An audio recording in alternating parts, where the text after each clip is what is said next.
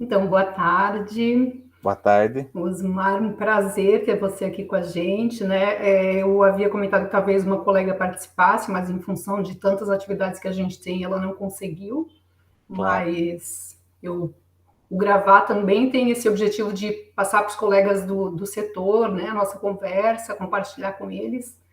Então, assim, estamos bem felizes de você ter aceito essa conversa, né, uma conversa. E também muito feliz de você participar do projeto Vozes da Comunidade. Né? A gente, como você viu na chamada, né, esse projeto tem o objetivo de resgatar, registrar e divulgar diferentes memórias sobre as fortalezas, né? Uhum. E sejam elas de alegria, de tristeza, de diversão, de medo, fatos, lendas, enfim, tudo que a gente puder reunir de histórias, né, que a gente entende que são bem importantes e fazem parte também, contribuem também para a constituição da cultura, né, das referências culturais das diferentes comunidades, né? Uhum. E também um dos aspectos também bem importantes desse projeto para nós é o fato de ouvir diferentes sujeitos, né? Então, Uhum. por vezes a gente as histórias sobre patrimônio se ouve um grupo e não outro, né? Isso é bem Uhum. comum. Então, hoje, claro, está se revendo muito isso. Então, a gente pensou, vamos fazer um projeto para ouvir quem a gente ainda não ouviu, né? E deixar aberto para quem quiser participar. Então, a gente ficou super, super feliz com a sua participação. Então, queria dizer que a sua poesia a gente achou muito interessante, a gente achou ela muito forte, uma poesia forte, e ela suscita diferentes sentimentos para mim e para os colegas que leram, né? Ela suscita curiosidade, desejo de conhecer mais sobre a própria história das fortalezas, tentando entender, será que tudo já foi dito? Será que tem coisas que ainda precisam ser ditas? Será que tem coisas por trás do que já se leu, sabe? E também ela suscita, inclusive, saber qual é a história do Osmar, por que o Osmar escreveu essa poesia, de onde surgiu, né, de onde ele se inspirou. Então, a ideia dessa conversa é um pouquinho isso, assim, eu acho que, considerando isso que eu falei, né, que o que ela suscita, é claro que já dá conta do que uma poesia vem fazer, né, assim, Aham. ela faz a gente sentir é, ter várias sensações e pensar, né, várias coisas. Então, ela cumpre o seu papel perfeitamente e, claro, que essa fala não é uma fala avaliativa, mas é para te dizer que ela sensibiliza mesmo, Que bom. né, e deixa a gente curioso. E aí, nesse sentido, eu queria ouvir um pouquinho de você, assim, porque essa também é a ideia do projeto, a gente entender qual é a relação das pessoas com a fortaleza, como que as fortalezas afetam cada pessoa, né? Então, a sua poesia é mais especificamente sobre Anhatomirim, né? Fortaleza de Isso. Santa Cruz de Anhatomirim, então não sei se você conhece as outras, enfim, mas depois você pode ir contando, mas assim, o que fez você escrever essa poesia? Qual que é a sua história com as fortalezas? O que você gostaria de compartilhar conosco? Assim, eu tenho 43 anos, sou advogado aqui no interior do estado. Desde muito jovem, eu sempre cultuei a tradição gaúcha, participei de CTG, sempre gostei de escrever poesia, participei de concursos de declamação, de festivais. E ao longo do tempo, chega um determinado momento, lá no começo você cultua a tradição do outro, e chega num determinado momento que você vai buscar a tua identidade. Eu sou descendente de tropeiros, aqui a nossa região é uma região que foi rica em caminhos de tropas, e objetivando resgatar essa história, eu comecei a fazer o estudo dirigido da história de Santa Catarina, para compreender os nossos antepassados, os nossos antecedentes. Comecei com a questão do tropeirismo, daí fui avançando para outros períodos históricos. Aqui na minha região, como passou a Guerra do Contestado, e foi uma guerra muito emblemática, praticamente que se criou uma bolha histórica na nossa região da Guerra do Contestado, porque ela é muito trabalhada até pela universidade aqui, pelas universidades da região. E eu queria sair um pouco disso, então comecei a buscar outros fenômenos que aconteceram, sociais, antropológicos, até mesmo de contexto social, como é o caso de uma guerra, de uma revolução. E num determinado momento, eu entrei na história da Revolução Federalista, né? A história dos maragatos, dos chimangos, os combates, as degolas, o princípio federalista, a discussão política que existia na época. E quando você chega num determinado ponto, você se bate com Antônio Moreira César, que foi o coronel interventor, né, uma figura muito conturbada na história do Estado, até uma época, praticamente todos os concursos que tinham no Estado, para órgãos do Estado, buscavam mencionar ele, porque ele era um personagem, digamos assim, praticamente inesquecível da história pelo contexto que ele gerou através das suas ações. E aí, nesse momento em que eu cheguei na Revolução Federalista, e nesse ponto de inflexão do Moreira César em Santa Catarina e do ajuste de contas que ele veio fazer, principalmente com a prisão dos Maragatos, a ida para Inhatomirim, e daí o processo de expurgo que ele fez na sociedade catarinense, na caça às bruxas, de prender gente, de mandar para lá, de mandar fuzilar, de mandar matar. E aí ele cria praticamente uma guarda pessoal que se vale dos métodos mais bárbaros possíveis, e que isso são contextos históricos que são relatados, acho que é de conhecimento público, e que o pessoal vai chegando um momento em que eles não podem mais degolar a gente, porque isso é um método bárbaro. Então não dá para degolar, vamos enforcar. Não dá para enforcar, vamos jogar dentro de um buraco. Não dá para jogar dentro do buraco, vai para o paredão e fuzila. E esse pedaço da história, ele é relatado de forma muito dramática por várias testemunhas oculares daquele tempo, muitos deles, inclusive guardas que atuavam na fortaleza de Inhatomirim. Então eu fui estudando o contexto histórico de tudo isso, aprendendo quem eram as pessoas, pesquisando, lendo livros.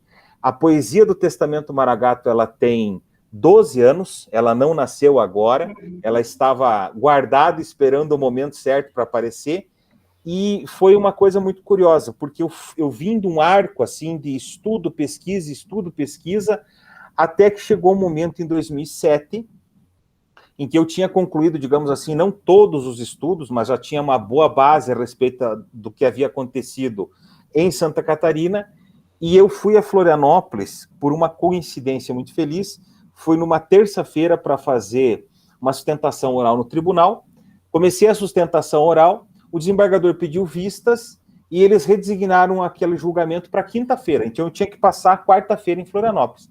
E eu não tinha nem pego hotel, porque eu ia fazer um bate e volta, eu iria de manhã, iria voltar à noite, demorava um pouco, cansativo, mas era possível. Como eu tinha que ficar em Florianópolis, me hospedei no Bahia Norte.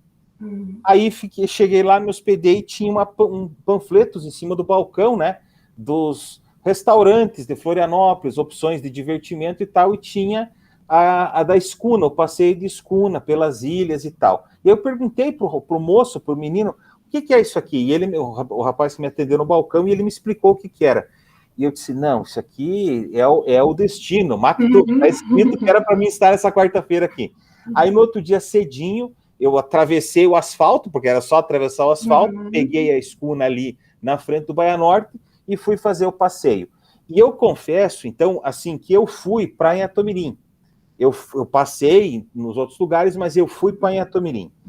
Quando eu cheguei lá, o guia faz aquele passeio, eu acho que já era, em 2007, acho que já era a Universidade Federal que estava conduzindo, né, o comando já era de vocês lá, mas eu confesso que eu me desprendi do guia, porque eu tive uma experiência praticamente metafísica. Quando eu desci, tem aquela escadaria de pedra ali, você tem trapiche ali, né? Não sei como chama aquilo, mas vamos dizer assim, aquele pequeno cais, né? Então você desce, chega ali, e tem aquela escadaria de pedra. Quando eu cheguei assim, eu olhei para cima, que eu vi as construções, né? Porque daí ela tem um morro, ela tem o concreto lá em cima, o morro gramado, e daí todas as construções, a Casa da Farinha, não sei se chama ainda assim, né? Mas era a Casa da Farinha, a Casa do Comando, a parte lá em cima da fortaleza, as canhoneiras. E eu vi tudo aquilo, foi uma epifania, assim, sabe? Foi como se eu tivesse, me arrepiou aquilo, até hoje eu falo, me emociona, porque eu cheguei ali e eu imaginei, desculpe se eu de repente me emocionar, Dalane, mas eu imaginei um soldado maragato que estivesse naquele momento desembarcando na ilha, sabendo que dificilmente dali ele iria sair. E eu fui caminhando assim, meio num transe, eu circundei toda a parte da fortaleza, o que era possível, fui até a ponta lá das canhoneiras, eu olhei o continente, eu olhei de volta, e eu passei e fui visitando, fui olhando, e eu tive uma experiência, para mim, que foi uma experiência sensorial, sabe? O cheiro do mar, o barulho das ondas, as paredes, e aí, é claro, que está muito bem conservado, um patrimônio histórico que a Universidade Federal faz um trabalho lindo de conservação. Eu tenho amigos que foram recentemente aí, né, e voltaram elogiando que a Universidade Federal faz isso, mas o patrimônio, lá está o prédio, ele carrega aquele ar de antiguidade, né? O limo da parede está ali, aquele musgo da parede está ali há 100 e poucos anos, ele não nasceu semana passada. As paredes enegrecidas pelo fogo que foi ateado em algum momento ali, que acenderam, as paredes das masmorras. Então, assim, foi uma experiência muito forte para mim. E quando eu voltei, então eu passei por aquilo, eu tirei algumas fotos com uma maquininha que eu tinha na época dessas de filme ainda, a gente é um tempo mais antigo, e eu voltei, eu estava sozinho, né, eu não tinha nem com quem compartilhar isso. E eu lembro que eu voltei para cá, depois terminei o passeio, voltei fiz o que eu tinha que fazer no tribunal no outro dia, e quando eu voltei de carro, que eu me desprendi do meu compromisso jurídico, no retorno para Freiburg, veja bem, são quase 600 quilômetros, né? 500 quilômetros. Então eu vim imaginando tudo aquilo na minha cabeça, e construindo aquela ideia, e mastigando aquela ideia, e aí eu imaginei assim, o soldado que desceu do barco e que estava sendo empurrado para a prisão. Ele deve ter sido perguntado quem ele era, da onde ele vinha, e se ele tinha algum pertence, porque isso era o que aparecia nos inventários de registro dos prisioneiros em qualquer uma dos encarceramentos que acontecia naquela época. Seu nome, de onde vem e o que traz. E se eu fosse um soldado, o que eu responderia? Me perguntas quem eu sou, de onde venho, para onde eu vou? Sou apenas um soldado, e esse lenço colorado foi tudo que me sobrou. E isso brotou na hora, dentro do carro, dirigindo, e eu pensei, isso vai dar, eu vou ter que expressar isso de alguma forma em verso. E quando eu cheguei em Freiburg, eu já tinha mais ou menos o esqueleto da poesia desenhado. Aí eu sempre gostei muito, eu não tive como não fazer uma analogia, eu sempre gostei muito do livro do Conde de Monte Cristo, do Alexandre Dumas. Então, quando eu entrei dentro a gente entrou nas masmorras lá, vamos dizer assim, onde era a cadeia, né, a prisão, eu olhei aquilo e eu pensei, isso aqui é muito o Conde de Monte Cristo, né? E eu imaginei isso, dois prisioneiros conversando. Então, a interlocução do poema seria de o prisioneiro preso contando para o que está chegando o que é a Inhatomirim, que ela é uma coisa muito linda, muito bonita, vista de longe. Mas naquele momento dramático, ela compreende toda uma cadeia de terror, de medo, de sofrimento, de angústia, sabendo que a pessoa que ali entra só tem uma forma de sair, né? E que muitas vezes nem depois de morto sai. Então, a forma, né? Eu construí a poesia quando voltei, escrevi ela, fiz alguns ajustes depois, mas não muita coisa. Ela nasceu pronta da forma como está. Eu sou pajador, eu escrevo pajado, então é a minha forma de métrica de escrita, apesar de que eu quebro no primeiro, eu fiz um refrão de abertura e fechamento, né, em que a poesia muda um pouquinho no começo e no final, mas no resto ela se aproxima de uma pajada, porque é a métrica que eu sigo, e pensei nisso. A última coisa que ele tem que fazer depois que ele conta toda a sua história, é tirar o lenço, né, porque ele também está seguindo para o caminho inexorável de todos os que estão ali, que é a morte. Ele vai entregar o lenço para o amigo, dizendo que leve para as gurias, porque eu tenho 2 filhas e eu tenho um menino. Meu menino tem hoje 21 anos, a minha filha do meio tem 20, a mais nova tem 16. Eles eram bem mais jovens na época, né? Então eu estava voltando de viagem, isso me emociona, porque era uma época que eu ia muito a Florianópolis, então ficava em casa a minha esposa, as filhas e o filho, né? Então, por isso que eu digo, diz para as gurias, né? Diz para o guri, leva para minha esposa, porque também se eu estava longe de casa, me emocionei agora.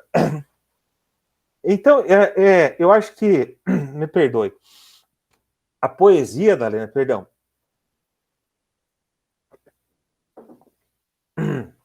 você depois, história para mim não é uma coisa estática, ela é dinâmica, ela é viva, e eu procuro lembrar sempre isso, o contributo que esses nossos antepassados deixaram, né? Especialmente esses que lutavam por uma forma mais democrática, por uma maneira diferente de ver o Brasil, não centralizada, um Brasil não central, que infelizmente não se fez valer, né? Hoje nós continuamos lutando para que se tenha mais Brasil e menos Brasília, né? Para que se tenha mais divisão de receitas, para que as coisas, as universidades não fiquem à mercê de um maluco que entra lá e dá um canetaço e diz assim, daqui para frente não tem mais recurso. Me perdoe se eu estou sendo um pouco político demais na minha manifestação, mas o Testamento Maragato fala um pouco disso. Por que gente que não tinha... O que faziam gaúchos de Livramento, gaúchos de Dom Pedrito, de Uruguaiana, né, de Porto Alegre, que foram até Vacaria para se juntar com o regimento, que vieram para Santa Catarina para tentar formar um bloco maior, né, e avançando, o objetivo era chegar no governo central para tentar depor o Floriano.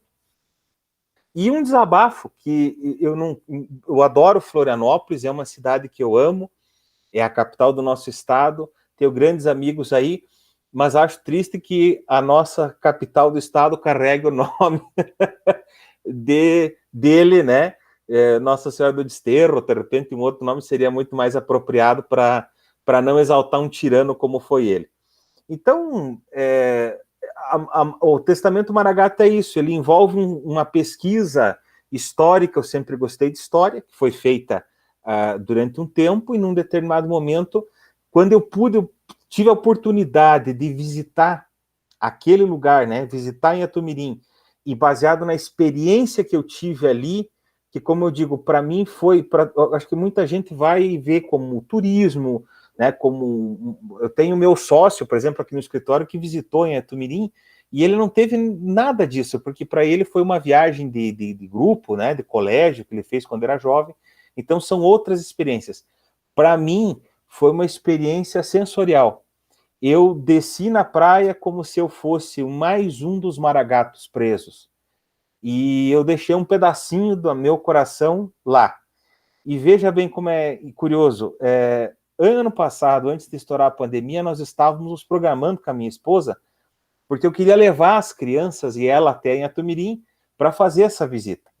E daí acabou vindo a pandemia, daí a gente segurou um pouco, né? Estamos aguardando. Dos primeiros passeios que está programado para fazer é visitar a ilha com eles agora já maiores, para compreender as coisas, né? E entender principalmente esse aspecto. Ver a história com toda a carga emocional que ela carrega pelo sacrifício das pessoas que nos antecederam. A Inhatomirim, para mim, é a testemunha viva da luta democrática de Santa Catarina. Nós fizemos parte dessa história. Eu uso o lenço vermelho até hoje por causa disso, por causa desta gente que pereceu aqui, né? E são os nossos irmãos do passado que nós temos que honrar de alguma maneira. Nossa, você me deixou emocionada também com seu relato, assim, a gente conhece a história, mas você conta, assim, com tanta... Você entrou nessa história de um jeito mesmo e foi um pouco como... Claro, ainda é mais forte ouvir você falar, assim, porque lendo a poesia, eu fiquei pensando que parece alguém que vivenciou toda essa história, sabe? Assim, ela é muito... Eu realmente achei muito forte, muito de sensibilizar muito e de fazer, assim... respirar, parar de respirar e pensar, que história é essa? E aconteceu tudo aqui, né? Uhum, tudo aqui tão pertinho, né? Porque a gente sempre acha que essas histórias são distantes da gente, né? E essa relação que você faz também com essa luta pela democracia, essa luta, né, de participação também é muito, muito interessante, assim, é muito... Veja, nós temos... Hoje nós estamos vivendo um período de estabilidade democrática, às vezes tem uns loucos que querem derrubar, né, isso, querem fechar não sei o que e tal, tem louco para tudo, né, mas eu acho que as instituições, de uma certa forma, ainda se mantêm estruturadas para manter a democracia, a república funcionando, apesar dos arroubos autoritários. Naquele tempo, se nós fôssemos para a rua, veja bem, nós éramos governados por um tirano. Quando o pessoal se manifestou, ele esmagou com mão de ferro essa manifestação. Quando as pessoas se cansaram disso, se armaram para tentar, sabendo que o movimento federalista nasceu no Rio Grande do Sul, pela mão do Gumercindo Saraiva, e o Floriano Peixoto era gaúcho, de São Gabriel. Então, não era que o presidente da República era, por exemplo, um pernambucano, ou um baiano, ou um mineiro, ou um paulista, e o Rio Grande se manifestou contra, como foi depois no período do Getúlio Vargas. Não, era o pessoal do Rio Grande extremamente descontente com um conterrâneo deles. Então era um movimento que nasceu dentro de casa de oposição a ele, né? E isso vai avultando, vai levando a uma prospecção de você revisitar depois outros determinados períodos da história do Brasil, onde isso aconteceu novamente. Com a graça de que hoje a gente consegue ir às ruas fazer a nossa manifestação, ninguém é preso e não é mandado para lugar nenhum. Então isso é um valor que a gente tem que preservar, né? O valor democrático. Então, eu sou um liberal, eu sou um iluminista, eu defendo esse nosso direito de manifestação, até pela questão da advocacia, né? De uma forma inarredável. Então, para mim, esses valores são muito caros. E saber que teve compatriotas, conterrâneos nossos, né, catarinenses nossos, eu falo do Marechal Gama Dessa, porque ele era uma... Eu tenho essa mania, assim, de... Você passa numa rua em Florianópolis, lá você vê lá o nome do cara, e você diz assim, quem foi esse cidadão? Vou descobrir, né?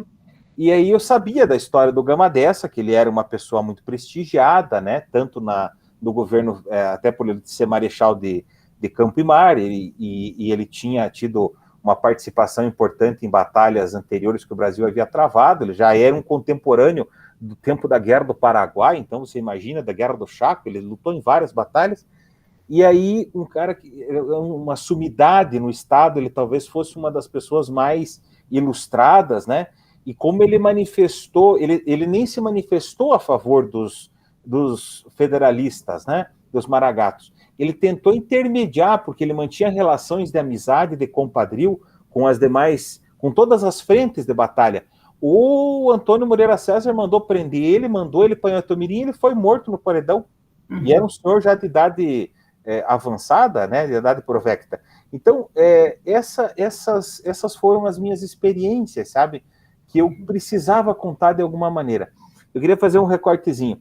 Esse meu amor pela história, por gostar tanto de história, me fez avançar a ideia, e hoje, já faz desde março desse ano, eu edito um podcast semanal chamado Confraria do Tropeiro, onde eu conto a história dessa forma, vou mesclando com músicas, com poesias, fiz um quadrinho ali, divulgo nos agregadores e vou contando essas histórias, e tem uma receptividade muito boa por a gente contar a nossa história, né? Um pouco da cultura regional do Sul, mas principalmente a história de Santa Catarina. Que legal, vou dar uma espiadinha no podcast, já fiquei curiosa. Mas escute com bastante tolerância no coração, Dalânia, porque a gente não é profissional, a gente é medido só, né? Não, mas já deu para perceber que o seu encanto pela história acaba encantando também quem ouve, né? O que você tem para contar, assim, porque você realmente demonstra, sabe, esse encantamento, né? E eu fico imaginando, assim, porque quando eu li a poesia, eu fiquei visualizando alguém vivendo aquilo tudo, e você consegue passar isso de um jeito muito profundo, sabe? Muito interessante mesmo. E eu queria te perguntar, então, você estava pensando em ir novamente agora com a sua família? Essa era uma pergunta que eu ia fazer, mas como é que você hoje... qual que é a sensação, ou o que você imagina que você sentiria? Você iria com outro olhar? Você acha que você vivenciaria essa sensação, esse sentimento de novo? Eu acho que aquilo que eu estávamos falando antes, né? Eu acho que nós estamos vivendo um momento, infelizmente não é só no Brasil, é no mundo, né? Onde os regimes ditatoriais, eles andam rondando a democracia, o lobo anda com as unhas expostas e com os dentes sempre salivando pela oportunidade de tentar tomar o poder. E a gente não pode deixar isso acontecer. Então, eu quero visitar Itomirim novamente com a minha família, até como uma forma de transmitir esse legado. Eles já conhecem a história, eu já contei para eles, eles já leram a poesia várias vezes, né? Eu já declamei para eles várias vezes. Então, só que veja como é curioso, eu nunca publiquei essa poesia. Eu disse num festival uma vez de declamação, até fui premiado, né? Mas ela não competiu como uma poesia inédita, e eu deixei ela guardada porque eu achei isso aqui uma coisa que eu escrevi para um contexto. Não adianta eu querer competir. A maior parte dos festivais que a gente participa é no Rio Grande do Sul. Inclusive, já ganhei vários lá. Mas sempre com poesias escritas para aquela realidade. Então, essa poesia do Testamento Maragato, ela estava guardada para algum momento em que aparecesse isso. Quando surgiu esse edital das vozes da comunidade Fortalezas da Ilha, eu disse, é agora o momento de mandar, porque é este poema. Então, eu quero lá levar meus filhos e minha esposa lá, e eu espero que eles tenham, eu não vou falar nada, eu vou deixar que eles tenham a experiência deles, e depois a gente vai conversar junto. Porque, para mim, é como eu disse, eu vivenciei uma experiência sensorial. Eu tenho a crença de que nós somos feitos de corpo, né, uma energia e matéria, que quando a energia se sai da matéria, ela vai para algum outro lugar, que eu não sei onde é que é. Eu não tenho uma crença reencarnacionista, só para deixar claro. Mas se eu fosse adepto dessa doutrina, no dia que eu botei os pés na areia de Itumirim, pela carga de energia que eu senti, me parecia que eu já estava ali, que eu já tinha passado aquela experiência, e que era muito necessário recontar ela, especialmente por esse aspecto, para lembrar o que nós vivemos, para recordar de que o povo que não conhece a sua história está fadado a repeti-la, né? E que nós temos que nos antenar sempre nisso. Então, para mim foi uma experiência sensorial. Quero voltar para lá, mas agora para ver o que os meus descendentes, o que a minha esposa vão vivenciar lá. Aí eu vou ficar curiosa para saber como foi a sua visita lá depois. Com certeza, Dalane. Se quiser contar para a gente vai querer saber. Não, eu vou dessa vez com os recursos que a gente tem. Eu fui há 12 anos atrás. Como eu te falei, era máquina de fotografar com filme. Sim. Agora vamos ver se a gente consegue comprar um drone, alguma coisa assim, para ir lá fazer umas imagens aéreas, fotografar, filmar, né?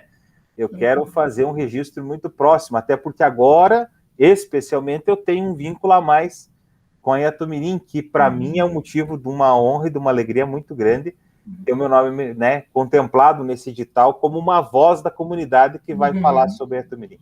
Sim, muito legal, eu agradeço muito. Eu não sei se você conhece, então, aí você foi só em Itumirim, você não conheceu as outras fortalezas? Não, eu conheci as outras, mas mas a relação é com ela. Ratones, por exemplo, é lindo também, tem uma estrutura bacana, mas eu não sei, é que aquela história, é que eu me vinculei pela questão histórica. Sim. E, na verdade, todo mundo tem história, né? Nossa, tá louco? O triângulo defensivo ali, até a outra fortaleza, daí mais para o lado de lá. São José da Ponta Grossa? Não, da outra... Como é que é o nome? Nossa Senhora da Conceição, de Araçatuba. Araçatuba, exatamente.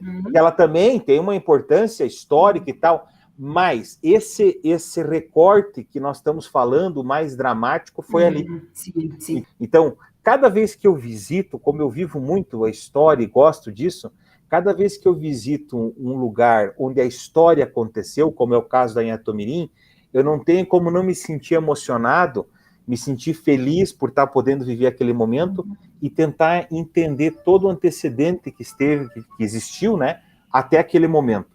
Então, eu conheci as outras fortalezas, mas a Itumirim é a que mora do lado esquerdo do peito.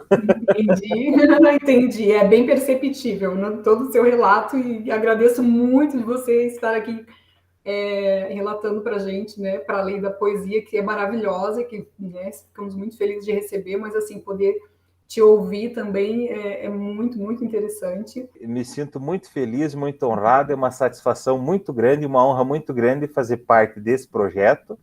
E quero parabenizar mais uma vez você, Dalânia, pela coordenação do trabalho, e a Universidade, a nossa querida Universidade Federal de Santa Catarina, por preservar não só o patrimônio, né, histórico, não só possibilitar o acesso e a revisita desse patrimônio pela população, mas principalmente por se preocupar em ouvir o que diz a população a respeito deste acervo nosso, né, vivo de Santa Catarina. Então, parabéns mais uma vez, o trabalho de vocês é fantástico.